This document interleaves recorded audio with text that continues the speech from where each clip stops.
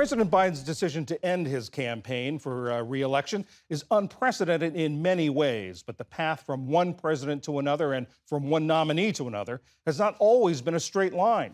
To talk about how this moment fits into this country's historical context, I'm joined by our very own Judy Woodruff. Judy, we were just here a week ago.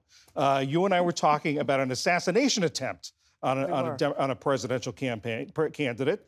You and I have seen a lot in presidential politics. For sure. I know I've seen a lot.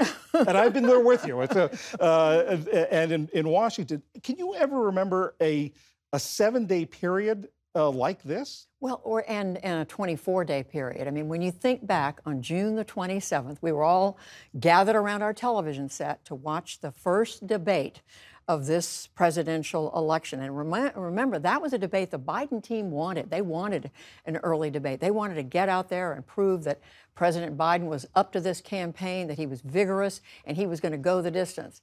What happened?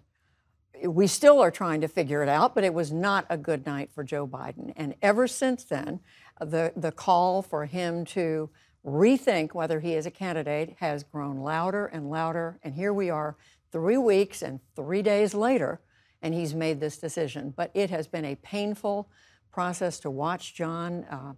One can only imagine what's been going on with him personally, with his family, with his closest advisors, for all the reporting we've seen. And here we are. Everything has changed.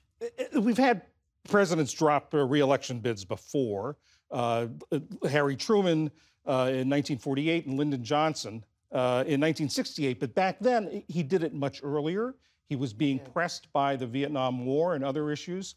This time, the president decided against it because of physical questions or questions about his health. And that is what makes it unprecedented. You're right. Harry Truman, LBJ, both of them faced opposition in their own party.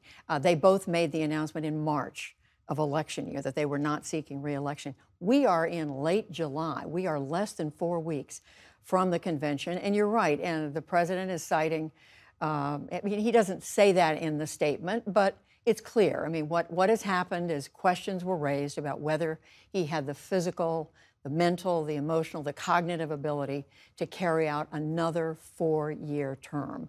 We've seen nothing like it. I thought back to Tom Eagleton, who was George McGovern's running mate. They had gone to the convention. McGovern was chosen by the Democratic delegates in 1972. He picked Tom Eagleton, the senator from Missouri, to be his running mate. Then all these stories came out about his emotional health, mental health, shock treatment. He was soon off the ticket, and along came Sarge Shriver. But nothing like this, exactly. By the way, I misspoke. I said Harry Truman dropped out in 48. It was 52, actually. 52. Now, you've been traveling the country for our series, America at the Crossroads, talking to a lot of people about the divisions in America. Is this something that has the potential of bringing people together or further dividing people? I would like to tell you, John, that it has the potential to resolve all of our differences and bring us together. Oh, please do. I will say that I think it has the potential, clearly at the very least, to get people to rethink this race. We have a whole new, we're not sure who the nominee is. We believe it's going to be Kamala Harris. We don't know who her running mate is. There are any number of scenarios there. What would that look like? What if she chose a woman? What if she chose Gretchen Whitmer and it were 2 women? We don't know what she's going to do. We're not for certain that she's going to be the nominee. There's so many ifs at this point. But I think my point is that people who have been looking at this race, and they've been telling me and a lot of other reporters, oh, Joe Biden is too old, he shouldn't be running. They're going to take another look at this race. And I'm not predicting that it's going to pull away the hardcore Donald Trump supporters, but those folks who were out there undecided or who were just kind of turned off by the whole process, thinking this is not even an election I can get excited about, they're going to be taking another look. And so it's really impossible to say right now what's going to happen. I think it's fair to say all bets are off. You know, for so long, people have been complaining about how long the presidential cycles are, that it's 2 years practically. The campaigning goes on.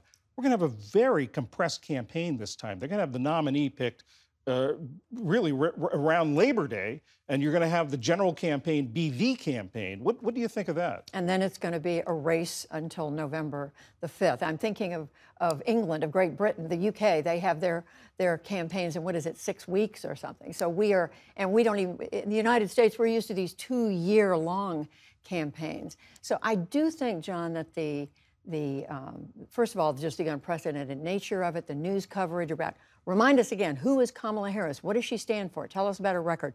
Introduce us to her running mate.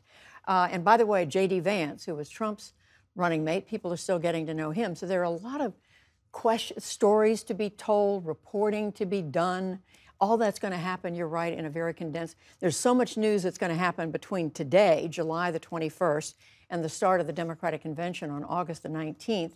And then you get past the Democratic Convention, and you're right, it's Labor Day, and it's a sprint for the finish. There are, you and I both know from having covered politics for so long, so much can happen in a week, in a month, and we've seen it just in the last month with Joe Biden. Judy Woodruff, thanks so much for your perspective. Thank you.